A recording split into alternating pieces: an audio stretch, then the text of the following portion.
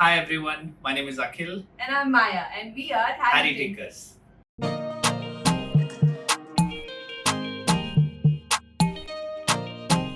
So today's episode is all about Uttarakhand and why did we actually choose Uttarakhand? So the main reason of choosing Uttarakhand was because for 2 years we couldn't travel much in the pandemic time, and we really wanted a change, and we wanted to go more towards nature and spend time more in nature.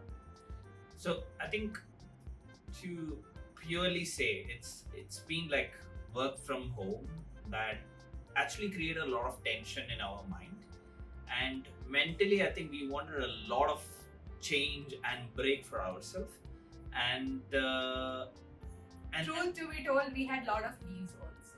that's the best part. I think pandemic has actually helped us in making sure that we have a lot of breaks available, a lot of leaves available, and we had to utilize it because else that would be lapse.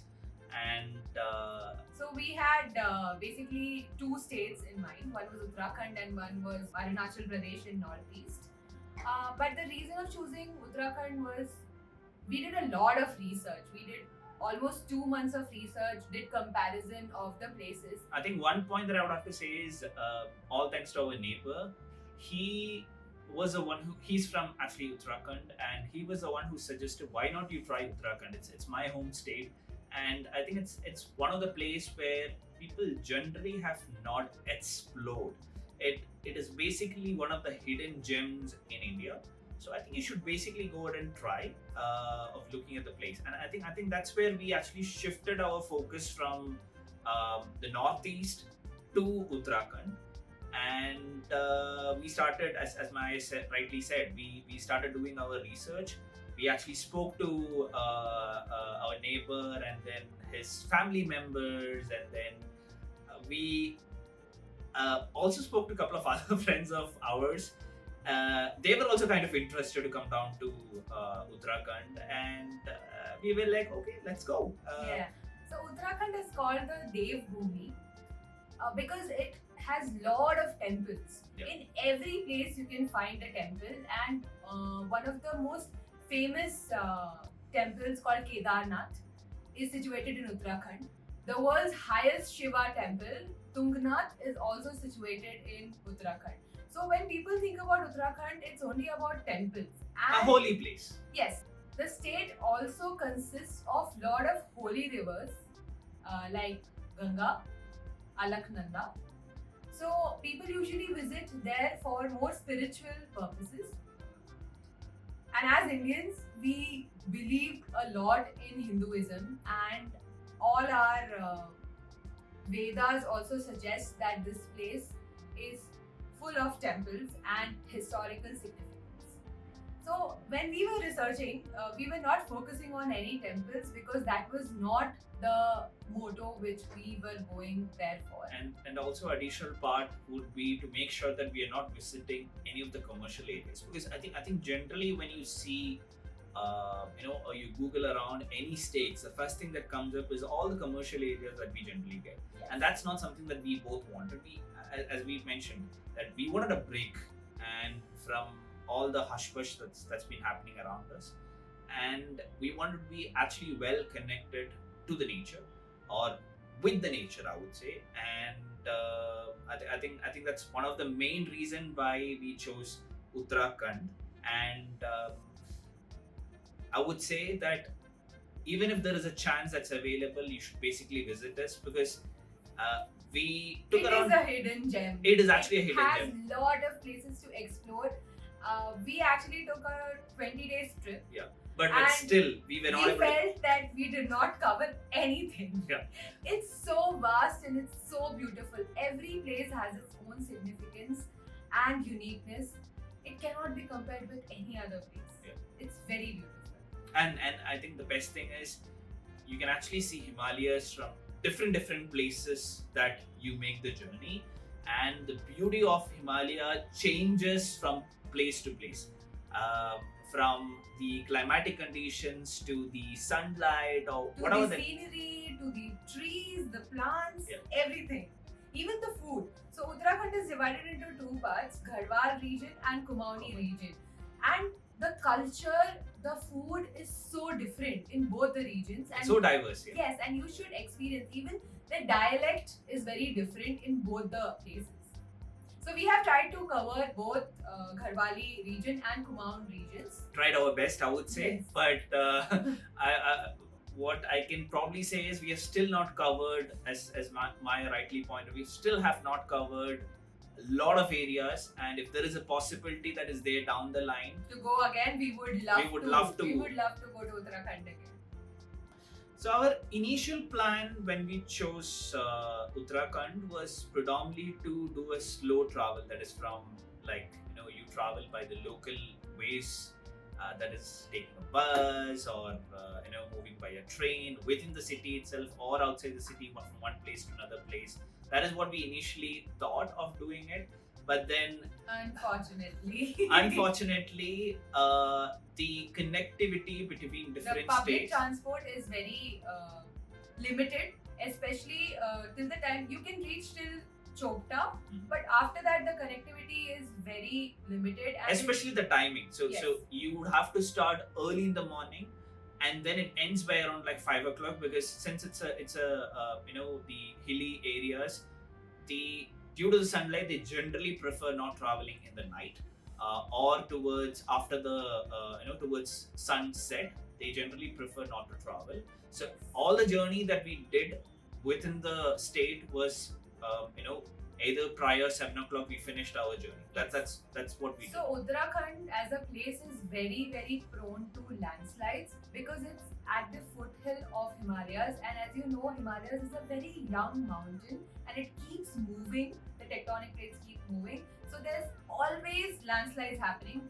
So anything can happen if you are traveling at night. So everything is around the mountain. Yep. And you need to travel very safely. That's why people prefer the morning times to travel. Even the public transport, the buses which are there, only is available in the morning. So it was little difficult for us to jot down how to go from one place to another because it's a mountain area. as Maya rightly pointed out, so most of our journey was predominantly by cab. I think that's the best option that you can choose as well if you're traveling. Book a cab and then go. Or if you have your own car, you can take that. That's actually the best. That actually would be the best option. Make sure that you do have the petrol or the diesel being filled, or else carry petrol or diesel in Yes. a can, so that you don't get into a trouble, because it's all hilly regions, and if it is night. Yeah. So from Bangalore to Delhi, we traveled in train, and from Delhi to the rest of the places in Uttarakhand, we traveled in car. And coming back also, we took a train from Haldwani to Delhi and then Delhi to Bangalore. So if you ask us how many days are required to cover Uttarakhand fully, It all depends on you, I would say. We have actually been to Rishikesh, and I would say it's been one of the I'm not getting the words actually, because it was something else. It was so peaceful, and we felt like going over there every single time towards evening or whatever the time it may be. Whenever that you get, sit next to the guard Ganga- and Ganga the Ghat. Ganga guard, and then sit over there and then close your eyes. That was something else. And so if you ask, you can stay 20 days in Rishikesh itself. because the food is amazing, I would say. That's something, and another thing. It's the food has been really, really good, because we have been kind of worried it's gonna create some problem for us due to the climatic conditions or whatever it may be. But touch wood, we have not faced any problem, and the food has been really, really good. And generally, when you travel, make sure that you don't hog yourself. Make sure you keep a limit of how much that you have, but enjoy it. And I would say, I think it's because of the nature. It's because of the river or the water or whatever it may be, the mountains that we saw.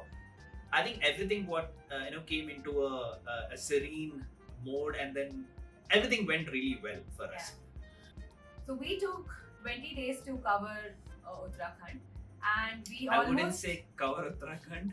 We actually covered a bit of a place of Uttarakhand. yes, we covered almost 10 cities, and we stayed in each place for 1 to 2 days, depending on the activities which we wanted to do. So we started from Delhi to Haridwar, and then we went to Rishikesh. From Rishikesh, we went to Mussoorie. From Mussoorie, we went to Dehradun, then to Chopta. We also covered Binsar and then Kausani, and then we finally went to Nainital. You actually remember the entire route. Amazing. And from Nainital, we went to Haldwani, from where we had to take a Shatabdi to Delhi. So yeah, we saw a little bit of Haldwani as well. Yeah.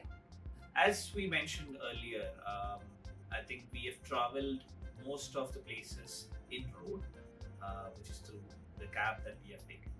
And the road condition is something which is very unique. And since Maya has rightly said, because of the landslide that happened, there is a very high possibility that even if the road is pretty good, the road can be blocked, and there is a whole chance of the entire portion of the road being moved along with the landslide. So there are a few places where the road condition was not that great, but I think 80% of roads were really good, and I would really appreciate the localites of Uttarakhand who drive so well. yeah, They respect other drivers, which is really good, because I feel it's the people in mountains. They have so much of humility that they tend to give respect to the other person. they as well while drive driving. really well. That's something which, see, I mean, generally Maya is the one who has a lot of motion sickness, and she's pretty much used to my driving. So she luckily she has not faced any problem with motion sickness whenever that we travel down to my hometown, which contains a lot of hilly areas and stuff like that. But then here we had a driver, and she did not face any problem. And I would say hats off to those folks that who drove really well over there. But the only concern is people who are coming from other states. I Yeah. wouldn't say Himachal or hilly areas, which is there. I'm telling people from Plains. other plain areas like New Delhi or Punjab, or I'm not specifically telling anywhere it may be. Even people from Bangalore who generally travels from here as well. See, I think they're not used to the the area or the road, so they're kind of rash sometimes. Yeah. They start honking, which is actually not required, because everybody goes or drives really well over there. And the And truck drivers drive very safe. exactly. And also, even generally what we have noticed is truck drivers in plain areas, they generally have high beams, or even cars also, they put high beams. There, the local folks are actually making sure that it's the low beam light. But the problem is, as I mentioned earlier, the folks who are coming from the other states who put a high beam, and making sure that it becomes so difficult for the drivers over there or local folks who needs to drive, right? I think that's something that, as a person who loves to drive, I think a bit of a courtesy that you would have to show when you're coming to another state, Yes. right? That's something that has to be. Follow the rules of that state, I would say. So as we said, Uttarakhand is actually a very big place to explore, and the way we planned our itinerary is through a lot of research. And as we said, we wanted to explore more of nature and be closer to nature. We chose places which are not commercialized. We tend to avoid as much as possible. Yes. So, and there were a lot of iterations also in the itinerary, because So we made like 3 plans, I would say, Yeah. based on the climatic condition, based on what we need to see, based on how the routes are, based on how much time each place it's gonna take. Because I think we need to look at the road condition. We need to look at a lot of other features, or sorry, other aspects that comes into the picture, especially the time that we need to look at, right? like for example, we were really recommended to go to Oli, because it is one of the most beautiful place. It has snow also, and it has a man-made river. But we were not intending to go to commercial place, and at that time it was not snowing in Oli, so we Yeah. decided not to go. Even we were suggested to go to Joshimath, which is coming on the way into Holi. So that also we did not include. We had a lot of other iterations also. We were also trying to go to Mukteshwar, but because it was taking a D route, that's why we avoided Mukteshwar. I think we also did a D route, or we made the change Yes. change of plan when we were there in Uttarakhand as well. We wanted to go to Nainital directly after Binsar, but then we thought, anyways, we have come to Uttarakhand, so let's go to Jim Corbett as well. Yeah. So we actually went to Jim Corbett, spent a day there. We did a safari, and then we went to Nainital. So our favorite places in Uttarakhand. I would say Rishikesh. I think all the places were good, but it's so difficult. I would say Rishikesh. Jim Corbett was amazing. Chopta. Oh yes, Chopta. Yeah, Chopta. How can you forget that? Yeah. You can see the link below of our Chopta experience, and of course, all the places we visited, the links are in the description box. The best time to visit Uttarakhand depends on what you want to see. Yeah.